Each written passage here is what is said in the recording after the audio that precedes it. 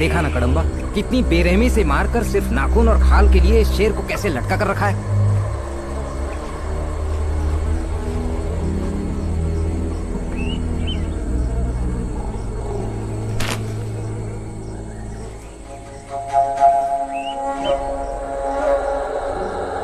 इसे अभी थोड़ी देर पहले ही मारा गया है।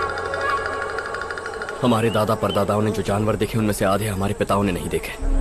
हमारे पिताओं ने जो जानवर देखे वो हमने नहीं देखे।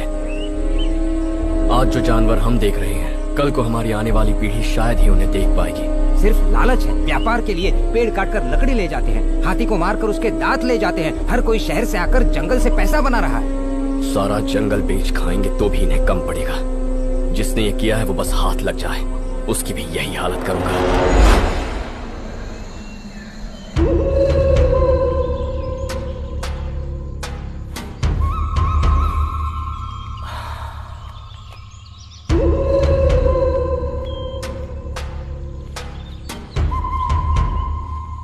क्यों भाई, पिछली बार जंगल में तो पूरे 25 शहरों की गिनती हुई थी, उसमें से सिर्फ एक ही तुम्हारी आंखों को दिखा। क्या करे सर, गांव वालों को अब हम पर पूरी तरह से शक हो चुका है। कोई न कोई वहाँ आ ही जाता है। अब उसमें हम लोग क्या कर सकते हैं। अच्छा, तो शेर के साथ उसे भी ठोक डालो। तुम जंगल में चाहे शेर मारो या इंसान, पूछताछ करने मैं ही आऊंगा।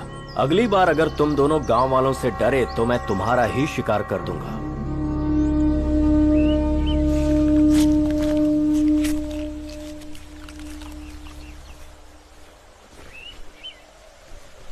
ऐसे निचोड़ते निचोड़ते तो रात हो जाएगी भाई।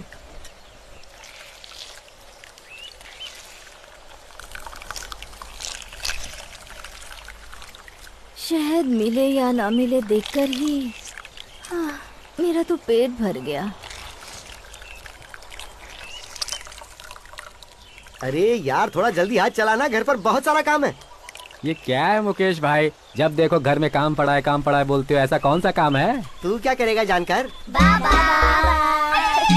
अरे वाह, आ जाओ मेरे शेरों। अरे बाकी के दो कहाँ रह गए? बाबा, माँ को सुबह से उल्टी हो रही है, इसलिए आपको घर पे बुलाया। सुन लिया ना मेरे शेर ने क्या कहा, सुन लिया? अब भी बताना पड़ेगा घर में क्या काम है, बाबा बोल बेटा। इस बार मुझे एक नन्ही परी चाहिए, बोल देता हूँ। मिलेगी ना इस बार ही, क्या तुझे अगली बार भी नन्ही परी ही मिलेगी। आजा। भाई जी वैद्य जी, पूरे गांव भर में अपनी जाति के जितने भी गुण हैं, बस वो सब तुम्हारे लड़के में ही भरे हुए हैं। ऊपर पहाड़ों से अगर शहद लाना हो या अपनी मर्दानगी से मोहित करना हो तो तुम्हारा बेटा शेर है। मैं कई बार जंगल शहद निकालने गया हूँ, लेकिन आज तक तुम्हारे पिताजी के बाद कोई भी पहाड़ में उतरकर शहद नहीं निकाल पाया। उनके बाद तुम्हारा बेटा ही ये काम कर पाया है। कुल देवी की कसम खाकर बोलता हूँ, एक पल को तो लगा जैसे सामने तुम्हारे पिताजी को देख रहा हूँ। बोलता है उसे उसमें उसका बाप दिखता है। पूरी टोली में बस वही एक मर्द है। क्यों, हमने कभी शहद नहीं निकाला क्या? फिर से निकाल के दिखा दो सबको। कौन सा तीर मार लिया उसने? मुट्ठी भर शहद निकाल लिया तो इतनी बड़ाई कर रहे हैं। अगर थोड़ा ज्यादा ले आता तो शहद के साथ उसे भी चाट गए होते। क्यों भाई, अपने घर में परेशानियाँ कम है क्या? उसकी बातें करो ना, फालतू की बात मत करो। सबसे बड़ी परेशानी तो तुम ही हो। घर की बेटी जवान हुए 4 साल हो गए हैं। शादी करा देते तो अब तक उसके 10 बच्चे होते। तुम दोनों को उसकी कोई फिक्र है कि नहीं? लड़की के कोई गुण नहीं है उसमें, दिन रात बच्चों के साथ जंगल में भागती रहती है।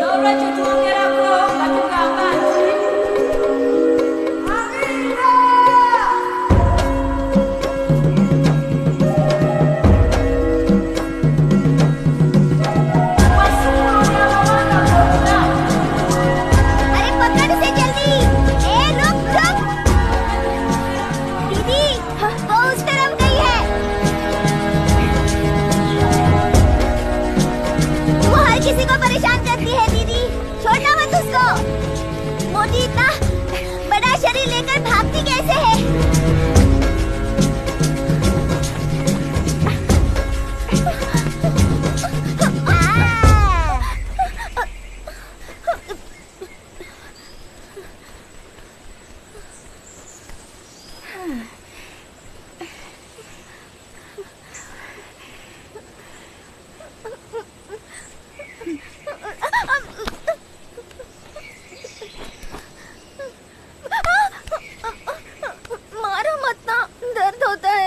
कहा है तुझे?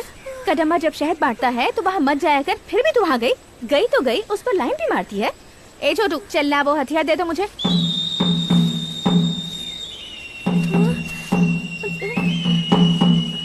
आगे से कभी कदम्बा के आसपास भी दिखी ना, इसी से मार डालूंगी तुझे। देखना, तेरे भैया को जरूर बताऊंगी।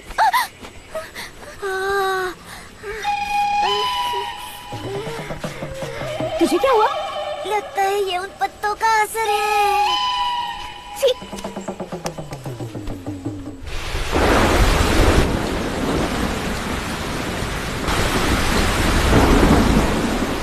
आज विद्या को रति ने दौड़ा दौड़ा कर रुला डाला और बोला कभी तेरे आगे पीछे ना मन रहा है। तू शादी क्यों नहीं कर लेता यार उससे? उसका भाई मुझे ऐसे देखता है जैसे कच्चा चबा जाएगा। शादी तो दूर की बात है।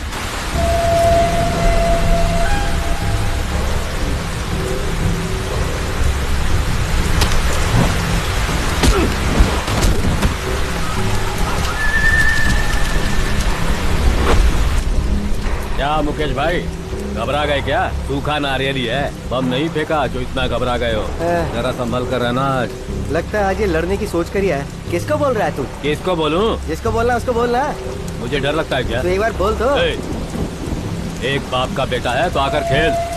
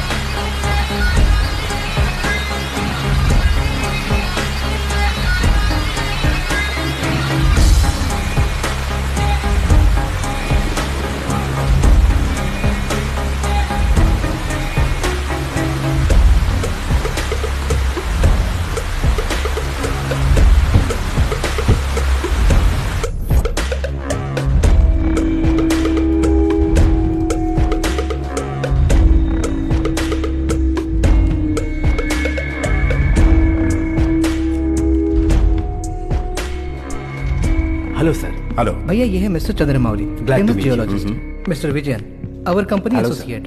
Hello, very nice, let's carry on. Thank you sir.